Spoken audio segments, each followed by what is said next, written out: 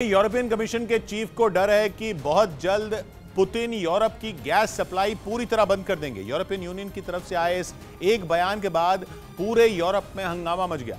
पहले ही north stream pipeline के जरिए यूरोप तक गैस की सप्लाई में बड़ी कटौती की जा चुकी है, जिसकी वजह से यूरोप का गैस का भंडार तेजी से कम हो रहा है।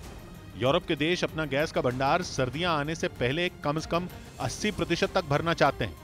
यूरोपियन कमीशन की तरफ से सभी देशों को इससे जुड़े निर्देश भी दिए गए थे, लेकिन जैसे ही पुलिस ने गैस की सप्लाई में कटौती की, सारा गणित बिगड़ गया। घटते घटते यूरोप का गैस का भंडार 50% के करीब पहुंच चुका है, लेकिन जैसे जैसे दिन बीत रहे हैं, गैस का स्टॉक बढ़ने की बजाय लगातार कम हो रहा है। पुतिन जंग की शुरुआत के बाद से ही कच्चे तेल और नेचुरल गैस को हथियार की तरह इस्तेमाल कर रहे हैं। इस बार भी ऐसा लग रहा है कि उन्होंने एक सोची समझी रणनीति के तहत यूरोप तक गैस की सप्लाई कम की है और अपने इस फैसले के जरिए वो यूरोप और अमेरिका पर दबाव बना रहे हैं ताकि रूस पर लगे प्रतिबंध हटाए जा सके। मतलब ये कि गैस की सप्लाई कम करने वाली चाल प्रतिबंधों पर मोल भाव का एक तरीका हो सकती है, क्योंकि अब तक पुतिन ने यह नहीं कहा है कि वो यूरोप को गैस की सप्लाई बंद करने वाले हैं।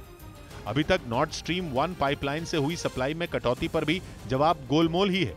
रूस ने एक बार भी ये नहीं कहा कि जानबूझकर गैस की सप्लाई कम की गई है, बल्कि बार बार रूस की तरफ से एक ही जवाब आया, और वो ये कि तकनीकी खामी की वजह से सप्लाई कम हुई है। दूसरी तरफ उन्होंने जुलाई खत्म होने से पहले तकनीकी खामी दूर होने का दावा भी किया है, लेकिन इसके बावजूद रूस के कुछ दावे यूरोप को खटकने लगे हैं। रूस का दावा यह है कि अमेरिका और यूरोप के प्रतिबंधों की वजह से तकनीकी खामी दूर करना मुश्किल हो रहा है।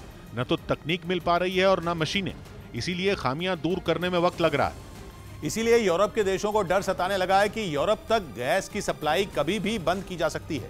पहले भी ऐसा अनुमान जताया गया था कि यूरोप के लिए रूस की गैस के इस्तेमाल का ये आखिरी महीना साबित हो सकता है, और मुमकिन है कि पुतिन जुलाई खत्म होते ही यूरोप तक गैस की सप्लाई भी बंद कर दें। वैसे भी पुतिन यूरोप और अमेरिका के प्रतिबंधों के सामने तो जैसे न झुकने की कसम खा चुके हैं। पहले यूरोप के कुछ देशों तक गैस की सप्लाई बंद करने का फैसला भी उन्होंने अचानक ही किया था, और जंग शुरू होने के बाद के 4.5 महीनों में पुतिन अपनी गैस के नए खरीदार भी ढूंढ चुके हैं। इसीलिए माना जा रहा है कि इस बार पुतिन एक बड़ा फैसला लेकर यूरोप के देशों को झटका दे सकते हैं। हालांकि अमेरिका लगातार यूरोप की मदद की कोशिश तो कर रहा है, लेकिन रूस का विकल्प नहीं बन पा रहा।